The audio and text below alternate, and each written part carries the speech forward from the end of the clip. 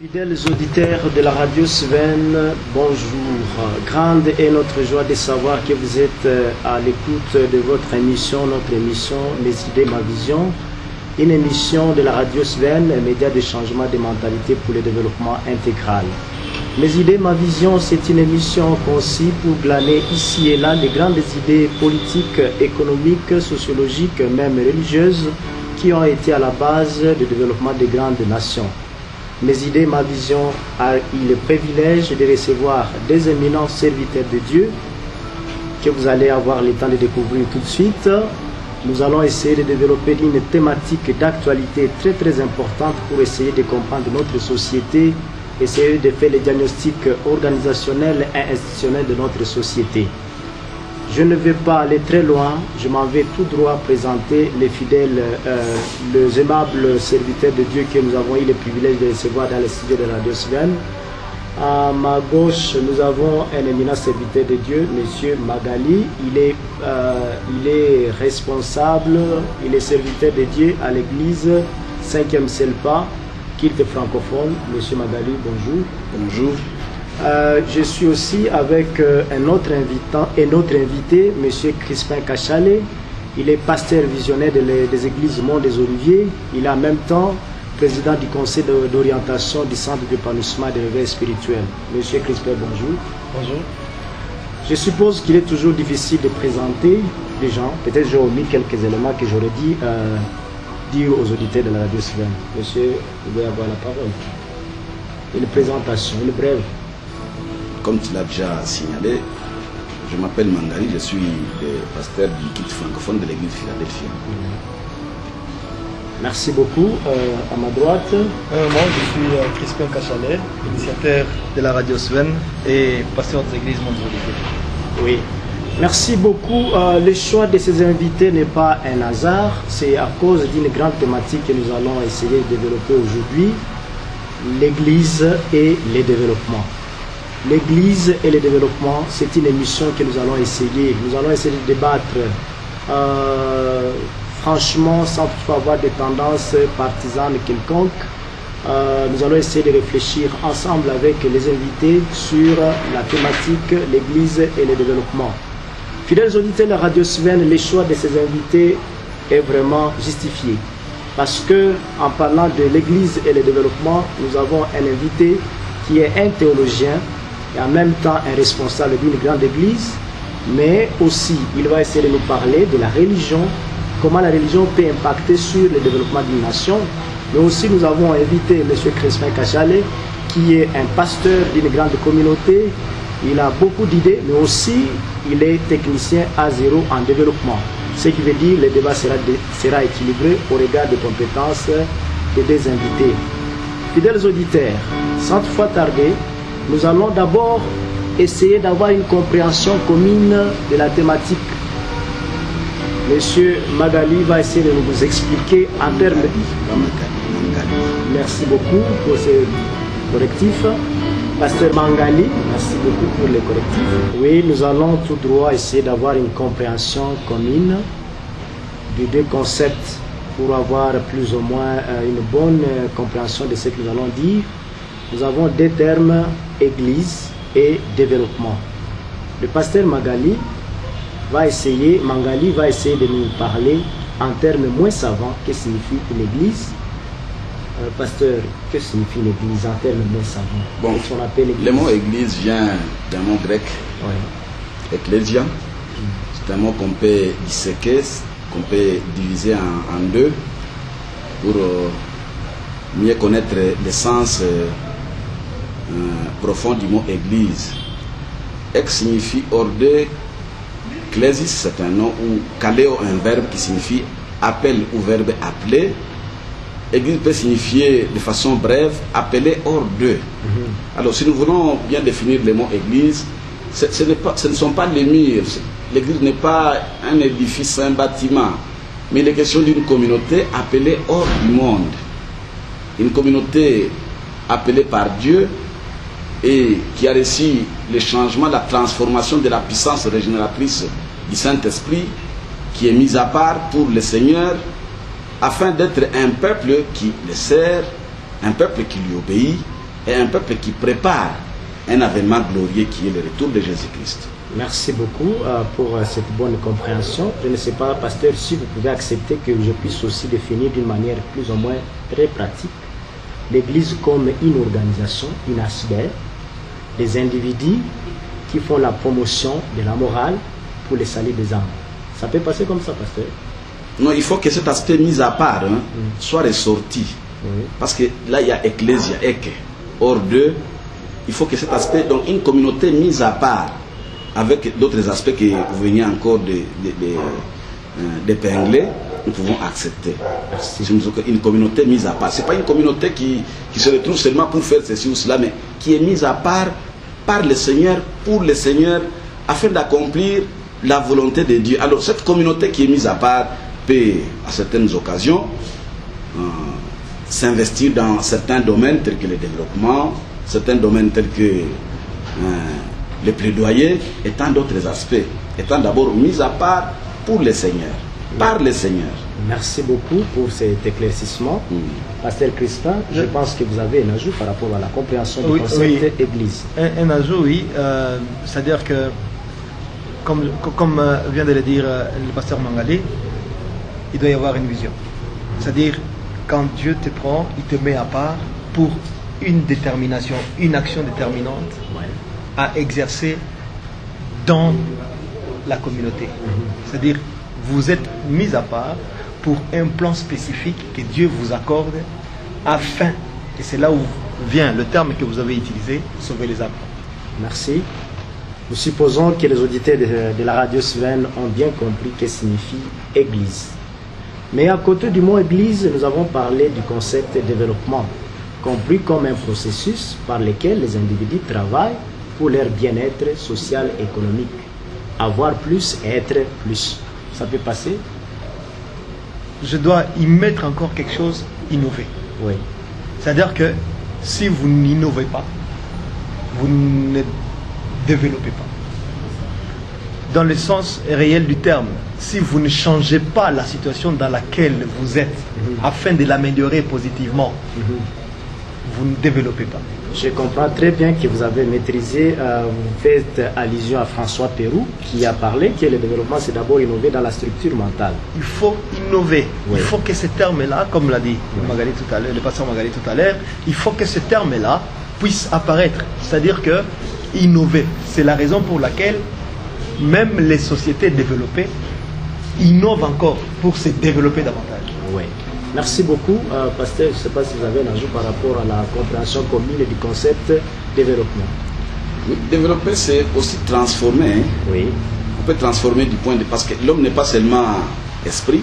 Bon, en termes, si nous voyons les cadres dans lesquels nous sommes en train d'intervenir, nous parlons de l'Église comme pasteur, nous voyons toujours l'aspect sauver les âmes. Oui. Bon, l'homme n'est pas seulement esprit et âme, mais il est aussi chair, matière. Il est aussi sang. Ouais. Alors, quand nous voulons toucher l'homme, l'aspect holistique, il faut toucher l'homme dans tous ses aspects, dans toutes ses parties, corps, âme et esprit. Et si nous touchons l'homme dans son esprit, dans son âme, dans également son corps, nous aurons touché l'homme en entier. Parce que nous avons dit que l'Église, c'est la communauté des personnes ou des hommes mis à part. On ne peut pas seulement parler de mise à part en voyant un seul aspect spirituel, comme nous le disons toujours dans les églises, parce que les pasteurs, nous sommes là pour sauver des âmes. Nous oublions qu'il y a aussi, à part la partie spirituelle, qu'il y a la partie aussi physique, le matériel, Absolument. qui a aussi besoin d'un salut, qui a aussi besoin d'un développement. Alors si nous voulons développer l'homme, ce développement intégral, nous voulons transformer l'homme, nous devons le transformer dans toutes ses parties. Et si nous le transformons dans toutes ces parties, alors là, l'homme pourra s'assumer dans tous les domaines de sa vie. Merci beaucoup. Je suppose que, franchement, les auditeurs de Radio Sven comprennent très bien que les jalons sont vraiment bien posés. Ils seront bien servis au regard de la qualité de nos invités. L'un a essayé d'insinuer en disant qu'il faut innover dans la structure mentale quand on voit le développement. Et le pasteur aussi vient d'ajouter l'aspect holistique. On ne voit pas l'homme seulement sur le plan spirituel, l'homme est aussi matériel. Parce que je ne sais pas si vous avez un mot à dire, sans toutefois beaucoup spéculer autour des termes, autour de la sémantique. Bien sûr, je vais bien être terre à terre, c'est-à-dire que oui, l'homme dans son ensemble.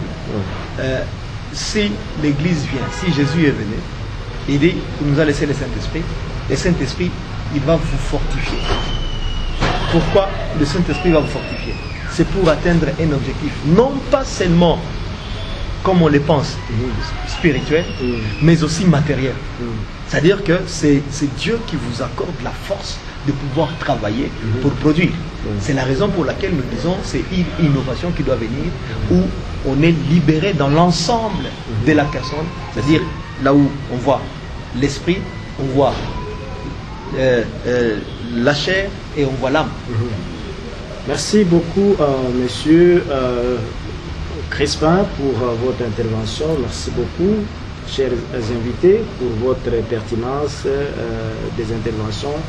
Et sans toutefois beaucoup spéculer autour du concept, sans toutefois entrer dans la sémantique des mots, nous allons tout droit essayer de réfléchir sur la problématique en rapport avec l'Église et le développement. Fidèles auditeurs, nous sommes tous Congolais et d'autres qui nous suivent à travers les 4 coins du monde. On peut facilement partir de la réalité réelle dans notre pays, dans notre environnement immédiat. Nous rendons compte que à peu près 90% de la population congolaise est chrétienne. Je vois où vous essayez de bouger la tête, peut-être c'est facultatif. 80%, on peut nuancer sur les statistiques. Oui, quand même 80%, c'est une très grande distinction. Protestants, catholiques confondus. Oui, quand nous voyons des chrétiens, nous voyons des gens qui croient en Jésus-Christ comme Seigneur et Sauveur. Nous voyons les protestants et aussi les catholiques.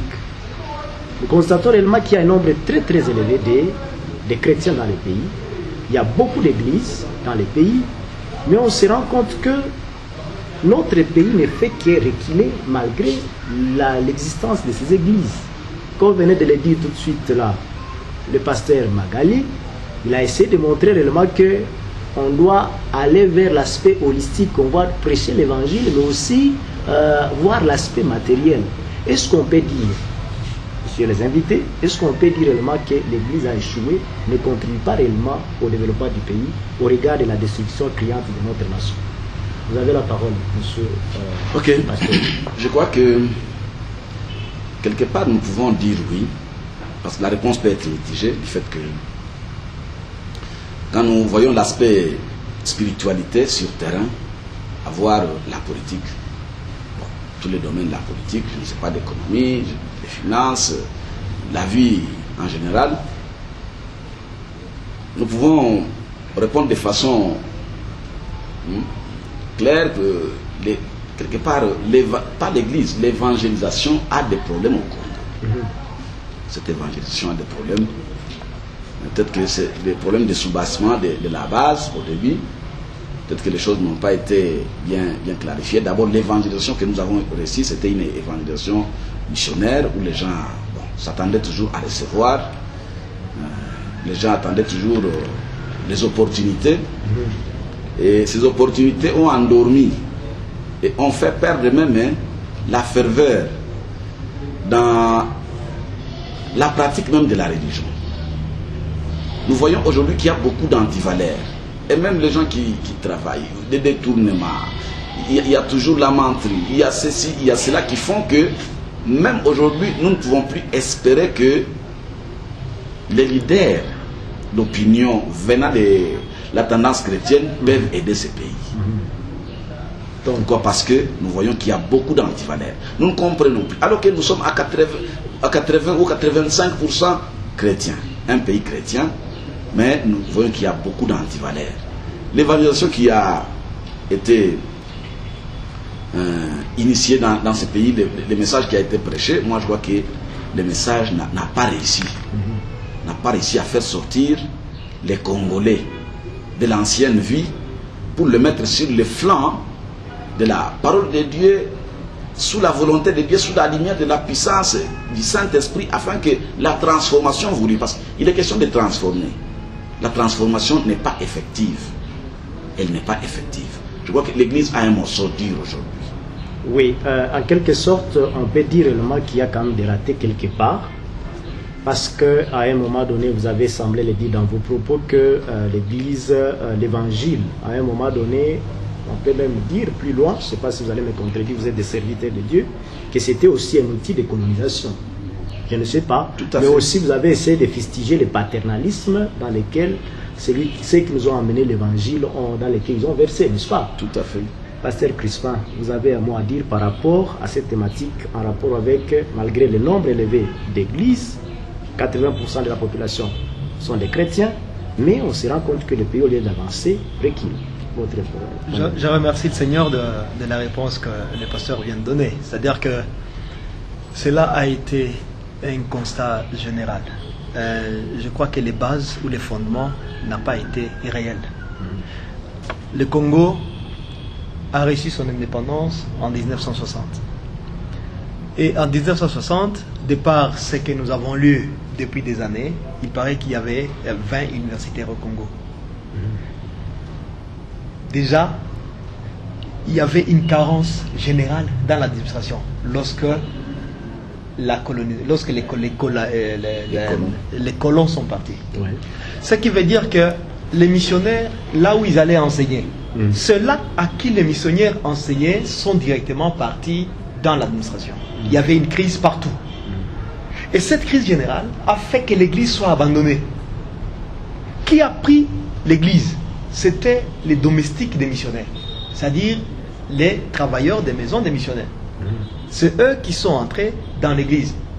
Et lorsqu'ils sont entrés dans l'église, ils sont entrés non pas ayant été enseignés par les missionnaires, mais ils ont imité les missionnaires dans la manière dont ils faisaient. Bien sûr, tout allait bien. Pourquoi? Parce que tout simplement, cet aspect, la manière de faire des choses, ils ne connaissaient pas, ils ne savaient pas comment les missionnaires recevaient des dons venant de leur pays. Ils ont ignoré que les missionnaires devaient payer leurs taxes et développer leur propre nation afin de recevoir des dividendes qui viennent sous forme de dons. Ils ne savaient pas que, par exemple, il fallait conscientiser le chrétien sur la gestion de leur propre pays. Et vous vous rappellerez, moi, quand j'étais encore enfant, ce que je savais que lorsque tu entres dans la politique, c'est-à-dire que tu es hors de l'église parce que tu deviens menteur. Et la politique était définie comme l'art de mentir. Pourquoi? Parce qu'on avait laissé ça maintenant. L'église a voulu quitter carrément. Pourquoi? À cause de la petitesse des niveaux de formation de ceux-là qui ont pris l'église. Et nous connaissons déjà ces bases, avec ces bases-là, tu ne peux donner que ce que tu as. Ce qui veut dire qu'il était impossible de donner aux chrétiens fervents toute cette connaissance-là vis-à-vis de la transformation de la nation. Et le premier pas, le premier jalon de l'évangile a eu des problèmes. Et ces problèmes-là, nous sommes en train d'en connaître aujourd'hui des conséquences fâcheuses. Lorsque tu évolues, lorsque tu étudies, tout le monde commence à se retirer vis-à-vis de toi. Tu deviens comme vulnérable. Tu deviens comme... non, il faut faire attention. C'est comme ça que c'est devenu. Et ça, c'était un danger général dans l'évangile pour notre nation. Il est vrai que nous disons que 80% des Congolais sont des chrétiens. Mais cela reste toujours avec un point d'interrogation. Un point d'interrogation. Point d'interrogation, pourquoi? Parce que peut-être qu'ils disent qu'ils sont chrétiens par peur. Peur des lendemain. Mais en réalité, lorsque vous entrez dans la réalité des faits, un chrétien, c'est-à-dire quoi? La première fois que c'était dit, c'était à Antioche, là où on a dit, ceux-là sont des chrétiens parce qu'ils ressemblaient à Jésus. Leur ligne de conduite, l'amour qu'ils avaient avec eux.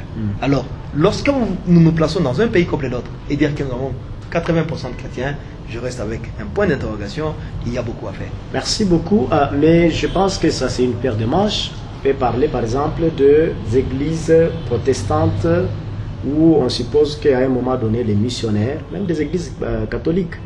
Mais aujourd'hui, nous avons beaucoup d'églises qui ne sont pas des églises des grandes communautés, c'est pas que c'est le pas.